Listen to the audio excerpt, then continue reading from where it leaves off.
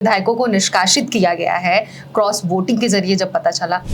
गद्दारों की पहचान हो गई। गद्दारी करने का भी तो कोई वजह होगा ना सर? वजह क्या है? क्या वजह था कि वो इस तरह से गद्दारी किए? इन विधायकों को जो राजनीतिक दल टिकट देगा, अगर आप सत्ता में हैं तो विपक्ष आपके पीछे पीछे चलेगा। क्या विपक्ष का दायित्व तो बनता है क्या? लेकिन भगवान के दर्शन करने में क्या दिक्कत है? अयोध्या का क्षेत्र जो है वो दारू बेचने के लिए है। भगवान राम के मंदिर के 12 किलोमीटर के रामपथ पर कंपोजिट दारू के ठेके खुलवाती है, वो कौन सी धार्मिक पार्टी हो गई? तो अगर उस तरह का मंदिर बनाने तो आपको खुश होना चाहिए, बीजेपी को भी खुश होना चाहिए कि अखिलेश यादव जी कितना अच्छा काम कर रहे हैं। भगवान शिव का इतना अच्छा मंदिर इटावा में बनवा रहे हैं, फिर जिस मंदिर गए उसको बीजेपी के लोगों ने शुद्धिकरण कराया। महाराणा प्रताप की मूर्ति पर माला चढ़ाया तो उसका शुद्धिकरण कराया। विधायकों के बारे में अपने क्या कहेंगे? जिन 3 विधायकों को निष्कासित किया गया है क्रॉस वोटिंग के जरिए जब पता चला, उनको लेकर क्या कहेंगे? क्योंकि लगातार वो हमलावर है, सपा पर लगातार वो एक के बाद एक हमला कर रहे हैं। देखिए, वो तो बीती हुई बात हो गई, लेकिन मैं इतना जरूर कहूंगा कि गद्दारों की पहचान हो गई। कौन वो लोग हैं जो सत्ता से बहुत दिन दूर नहीं रह सकते, या कह सकते हैं बगैर सत्ता के नहीं रह सकते? वो कौन लोग हैं? तो स्पष्ट हो गया कि बगैर सत्ता के लोग नहीं रह सकते। हमारी पार्टी में गद्दारी करने का भी तो कोई वजह होगा ना सर? वजह क्या है? क्या वजह था कि वो इस तरह से गद्दारी किए? हमारी पार्टी में कई मुस्लिम ऐसे विधायक हैं जिनको जेल जाना पड़ गया, वो जेल गए, उनका परिवार तबाह हो गया, लेकिन वो भाजपा में नहीं शामिल हुए, सत्ता के पास नहीं गए। क्यों? क्योंकि वो ये समझते हैं कि सत्ता जो है वो अपने आप को ताकतवर बनाने के लिए लोगों पे अत्याचार कर रही है कि लोग हमारे पास आ जाएं, हमारी शरण में आ जाएं, हमारी पार्टी मजबूत हो जाए। तो उन लोगों ने तो समाजवादी पार्टी छोड़ी नहीं। कितने पिछड़े समाज के ऐसे लोग हैं, मुस्लिम समाज के ऐसे लोग हैं, SC ST समाज के लोग हैं जिन्होंने पार्टी नहीं छोड़ी, और वो वैचारिक रूप से मजबूत थे और उन्होंने पार्टी को मजबूत करना उचित समझा। लेकिन ये लोग जिनकी बात आप कर रहे हैं, ये चले गए क्योंकि अवसरवादी लोग हैं, ये किसी के नहीं है। एक बात मैं आपके चैनल के माध्यम से स्पष्ट कह देता हूं, इन विधायकों को जो राजनीतिक दल टिकट देगा, जो सोचेगा कि ये उस पार्टी के बड़े हितैषी बन के रहेंगे, तो मेरे ख्याल से वो सबसे बड़ा ब्लंडर होगा उस पार्टी के लिए। सबसे बड़ा। ये किसी के नहीं है, न सपा के हैं, न बीजेपी के हैं, न कांग्रेस के हैं, न बसपा के हैं। इनको अपना स्वार्थ चाहिए, अपना अवसर चाहिए, इनको कोई वैचारिकी नहीं चाहिए, इनको समाजवादी पार्टी से कोई सरोकार नहीं है, बीजेपी से भी कोई सरोकार नहीं। चूंकि बीजेपी आज सत्ता में है तो इसलिए ये इस तरह की बातें कर रहे हैं और बीजेपी से नजदीकी बना रहा है। ठीक है, लेकिन उन लोगों की तरफ से ये भी बयान है, कई ऐसे विधायक हैं उनमें से जिन्होंने ये कहा कि राम मंदिर का मुद्दा उन्होंने उठाएगा कि राम मंदिर में जब दर्शन करने के लिए सभी विधायक जा रहे थे तो ऐसे में समाजवादी पार्टी ने अपने सभी विधायकों को रोका। ये भी एक मुद्दा है। वो गधे हैं, हकीकत ये है। सत्ता की राह पे कौन चलता है? विपक्ष। कौन चलता है ये बताइए? मतलब इतनी बचकानी बातें करते हैं, इसीलिए मुझे गधे वाली संज्ञा देनी पड़ी।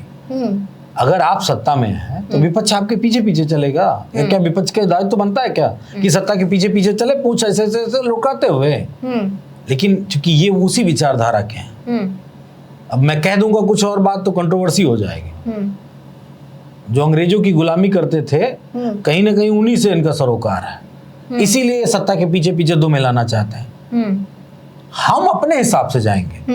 हम योगी आदित्यनाथ की सत्ता के हिसाब से धार्मिक पिच से लेके राजनीतिक पिच पर थोड़ी नहीं चलेंगे। और ये बात अगर किसी विधायक को नहीं समझ में आती है तो मैं उसको गधा ही कहूंगा। लेकिन भगवान के दर्शन करने में क्या दिक्कत है? अयोध्या में राम पथ का मतलब भगवान राम का पथ, इस पे वो चले, वो इसीलिए तो बनाया गया है। आपको पता है उस पे कितने दारू के ठेके खुले हैं? 12 किलोमीटर के राम पथ पे शायद 12 ठेके खुल गए कंपोजिट दारू के। कैसे कोई धार्मिक इतना हो सकता है? अयोध्या का क्षेत्र जो है वो दारू बेचने के लिए है। अंग्रेजी बियर, दारू, देसी दारू, मांस मछली बेचने के लिए क्या वो तीर्थ स्थल? राम जी के मंदिर में क्या दारू चढ़ाई जाती है क्या? मेरा पहला सवाल। क्या वहां कोई बलि वाला कोई व्यवस्था है क्या? मेरा दूसरा सवाल। ये बताएं योगी आदित्यनाथ और ये विधायक लोग बताएं। तो जो पार्टी भगवान राम के मंदिर के 12 किलोमीटर के राम पथ पर कंपोजिट दारू के ठेके खुलवाती है, वो कौन सी धार्मिक पार्टी हो गई? और भगवान का दर्शन करना हो तो आप मेरे साथ चलेंगी क्या? मैं कहूँ चलिए वैष्णो देवी दर्शन करने चलिए, तो आप तो अपनी सुविधा के हिसाब से जाएंगे ना, कि मैं कह दूं कि नहीं नहीं चलिए हम चल रहे हैं तो चलिए। अरे क्यों भाई जाएंगे? हम अपने डीजल से जाएंगे, हम अपनी व्यवस्था से जाएंगे। वैसे एक मान्यता है इस देश में कि जो लोग धार्मिक यात्राएं करते हैं उनका एक ही मनसा होती है, प्रयोजन होता है कि उनको पुण्य की प्राप्ति हो। तो पुण्य की प्राप्ति के लिए हम तुम्हारे साथ क्यों जाएंगे भाई? हमको ईश्वर का दर्शन करना है तो हम अपने पैसे से जाएंगे, हम अपना प्रसाद चढ़ाएंगे, हम अपनी व्यवस्था से जाएंगे। और फिर तो यहाँ तो पॉलिटिकल एंगल है, यहाँ तो पॉलिटिकल एंगल है ना। हम एक राजनीतिक दल है, हम बीजेपी की पिच पे थोड़ी नहीं जाएंगे। हमको अपने हिसाब से दर्शन करना है, अपने हिसाब से भगवान को चुनना है, अपने हिसाब से भगवान की स्तुति और पूजा पाठ करना है। वो कौन सा मंदिर बनाया है? राजनीतिक मंदिर बनाया। हमने अयोध्या में हमारे नेता ने बेहतरीन मंदिर बनाया, केदारेश्वर धाम बनाया, दुनिया का बेहतरीन मंदिर, दुनिया का बेहतरीन मंदिर जिसका विरोध बीजेपी कर रही है। अब बताओ मैं क्या कहूँ आपसे? मेरी बात अब बताइए, अब समझ में आपको आ जाएगी। क्या बीजेपी भगवान विरोधी है? अगर समाजवादी पार्टी के नेता आदरणीय अखिलेश यादव जी शिव मंदिर बनवा रहे हैं, केदारेश्वर धाम बनवा रहे हैं और भी जमीन पे बना रहे हैं। वैसे जो केदारेश्वर धाम है, जो केदार धाम है, वो बहुत कठिन यात्रा उसकी होती है और वहाँ का मौसम भी नहीं सही रहता और साल भर यात्रा भी नहीं कर सकते वहाँ पर। और कई घटनाएं ऐसी घटित हुई जहाँ लोगों की जानें गई हैं। तो अगर उस तरह का मंदिर बना रहे थे तो आपको खुश होना चाहिए, बीजेपी को भी खुश होना चाहिए कि अखिलेश यादव जी कितना अच्छा काम कर रहे हैं। सर मुझे खुश होना चाहिए, मुझे इसमें मत सम्मिलित करिए। मैं इसलिए सवाल कर रही हूँ आपसे। आप सवाल पूछ रहे हैं, लेकिन मैं आपको भी, आप हिंदू परंपरा से आती हैं तो आपको भी खुश होना चाहिए कि अखिलेश यादव जी भगवान शिव का इतना अच्छा मंदिर इटावा में बनवा रहे हैं। आपको केदारनाथ धाम जाने की जरूरत ही नहीं अगर मौसम खराब है। और जब मौसम अच्छा हो जाए तो वहां दर्शन करो, जब मौसम खराब रहे तो यहाँ दर्शन करो। भगवान शिव तो हर जगह हो जाएंगे ना, ऐसा थोड़ी नहीं कि इटावा वाले मंदिर में नहीं आएंगे। ठीक है, अब अगले सवाल पर आते हैं। सर, समाजवादी पार्टी शोषित, वंचित और दलितों की पार्टी कही जाती है, लेकिन अब पीडीए को लेकर ये आगे बढ़ रही है, इसके बारे में क्या कहेंगे आप? देखिए, पीडीए का मतलब ही है जो पीड़ित है, जो दुखी है, और एफआर जिसपे अत्याचार किया गया, उन्हीं की लड़ाई लड़ने का है। अब इसको दूसरा एंगल पिछड़ा, दलित, अल्पसंख्यक भी कहा जाता है। तो इस देश में पीड़ित कौन है? योगी आदित्यनाथ पीड़ित हैं क्या? अब अमित शाह उनको कोई पीड़ा दे रहे हो तो मुझे नहीं मालूम, लेकिन उनको कोई पीड़ा देने वाला तो है नहीं। जो अगड़ी जाति के तमाम सारे नेता हैं उनको कौन प्रताड़ना कर रहा है? एक उदाहरण देता हूँ और बड़ी मार्मिकता के साथ इस बात को कहना चाहता हूँ। आपने कभी आज तक सुना कि किसी ठाकुर को घोड़ी पे चढ़ने से कहीं रोका गया हो? आपने सुना क्या? पूरी इतनी दिन की पत्रकारिता में ये न्यूज पढ़ी है क्या आपने कि किसी ठाकुर की बारात में ठाकुर को घोड़ी से चढ़ने से रोका गया, उसको घोड़ी पे चढ़ के बारात में मतलब शादी के लिए रोका गया, विरोध किया गया? कहीं सुना उदाहरण तो बताइए। या दूसरा उदाहरण कहता हूँ, किसी ब्राह्मण के साथ छुआछूत का भेदभाव किया गया क्या? आपने कभी की खबर पढ़ी क्या? नहीं ना। तो दो लोगों के साथ तो कोई अत्याचार नहीं है। अत्याचार किसके साथ है? दलित समाज के बेटे को कितनी बार घोड़े पे चढ़ने से रोका गया, ये खबर आपने पढ़ी होगी और टीवी पे पढ़ी होगी, अपनी पत्रकारिता में पढ़ी होगी, न्यूज चैनल पे पढ़ी होगी, मैंने भी कई बार सुनी और पढ़ी। लेकिन